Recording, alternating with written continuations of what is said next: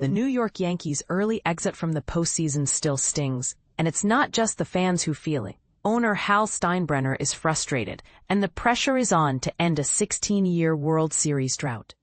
General Manager Brian Cashman made it clear. The goal is a championship, and the Yankees are far from giving up. But here's where it gets controversial. Despite having the second-best run differential in MLB and tying for the best record in the American League, the team fell short in the AL Division Series. So what's next? Cashman isn't planning a roster overhaul, though he's determined to improve. "We have a lot of good, but the job is to try to make it better," he said, hinting at the unpredictability of injuries and performance swings that can make or break a season. And this is the part most people miss. The Yankees' offseason strategy is still taking shape, but Cashman dropped some hints during Thursday's post-mortem news conference. Let's dive into 4 key takeaways, starting with the big question. Will Cody Bellinger return?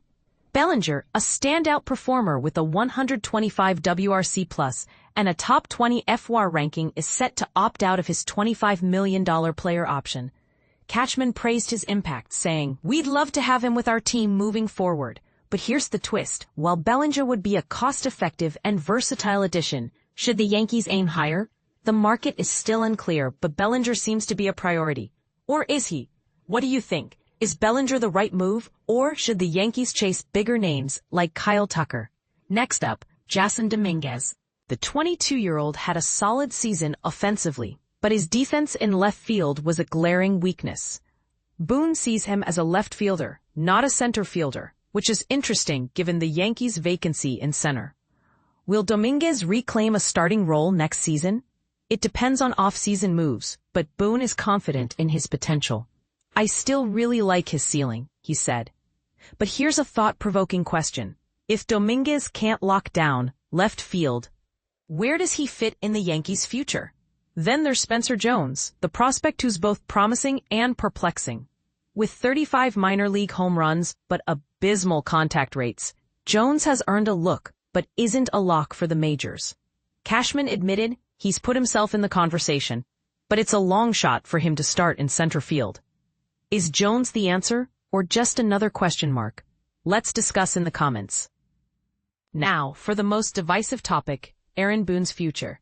Despite being the longest-tenured manager in franchise history without a championship, Boone isn't going anywhere. Cashman stands firmly behind him, calling him one of the better managers and praising his work ethic. But is loyalty enough? The Yankees haven't won a title under Boone's leadership, and some fans are calling for change. What's your take? Is Boone the right man for the job, or is it time for a fresh voice? Finally, the coaching staff is seeing changes. Travis Chapman, Mike Harkey, and Pat Roessler are out, with Jake Hurst stepping in as assistant hitting coach. Hurst's ability to connect with players and communicate analytics makes him a valuable addition. But why were the others let go? Cashman didn't provide specifics, leaving room for speculation. And with James Rosen and Luis Rojas potentially leaving for managerial roles, the staff could look very different next season. The Yankees' offseason is just beginning, but one thing is clear: change is coming. The question is, will it be enough to bring a championship back to New York? What moves would you make?